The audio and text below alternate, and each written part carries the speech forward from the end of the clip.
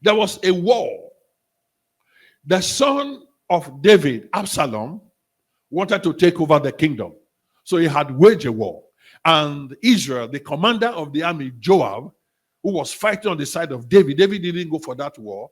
They had to go and defend the nation against Absalom. Now, you know that story. Now, the war was going on. Even though Absalom was about to overthrow David, David, like a good father, also didn't want anything bad to happen to Absalom.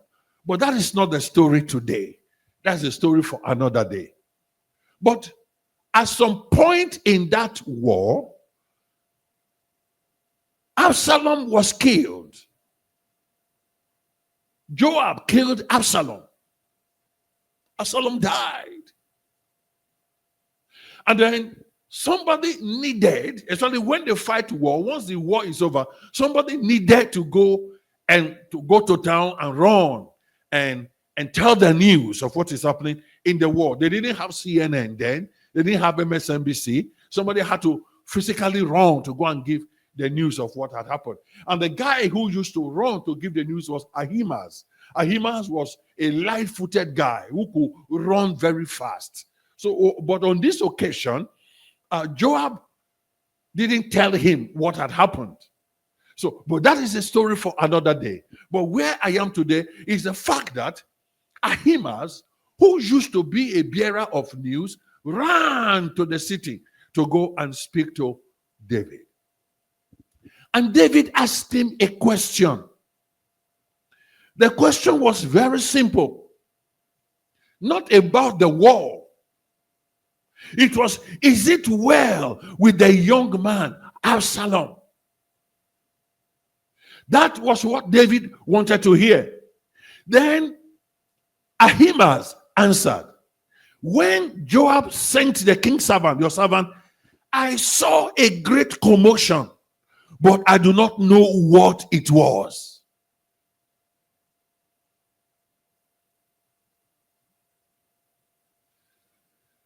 This is the experience of many believers today. Many of us were born into the church. You're born into the church. You got to see the choir, the singing. Sometimes comedians are invited to church and everybody laughs. Sometimes it is the Christmas giveaway. Sometimes it is the Easter egg hunt. Sometimes it is the women's fellowship. Sometimes it is the men's fellowship. The church is filled with activities. It is just beautiful. A lot of things going on in the church. Then the pastor comes, an orator, dresses in a particular way. His suits very long to his knee, preaches very powerfully, and everybody is shouting. Then the communion, then the baptism, then everything. A lot of things going on. I call all that the commotion.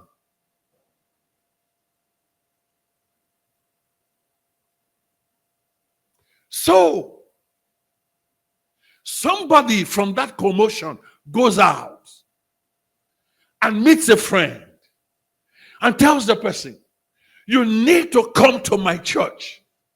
You need to come and see my pastor. My pastor is great, is wonderful. That is the report of the commotion. That is all the person saw. The pastor orator, our women's fellowship, our Easter egg hunt, our Christmas giveaway, our back to school activity. That is the thing. So every time we want to invite people to church, that is what we tell them. This is the reason why you need to come to our church. Our Easter programs are powerful. Our Christmas choir carol is powerful. Our women's event is powerful. these activities are great. That is what we invite people to. And as good as those things are, none of them have the power to save anybody. Because only the gospel, come and see my pastor, is not the gospel. Our church is beautiful, it's not the gospel.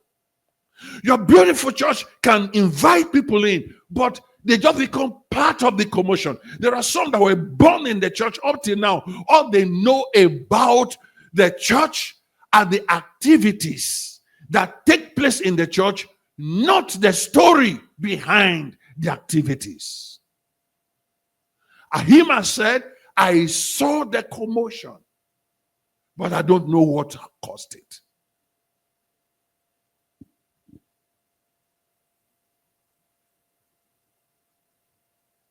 Are you still here today? Then the next person came, that is Cushai. And the king asked him the same question. Is it well with the young man Absalom? And the Cushai said, gave him the answer. Gave him the answer.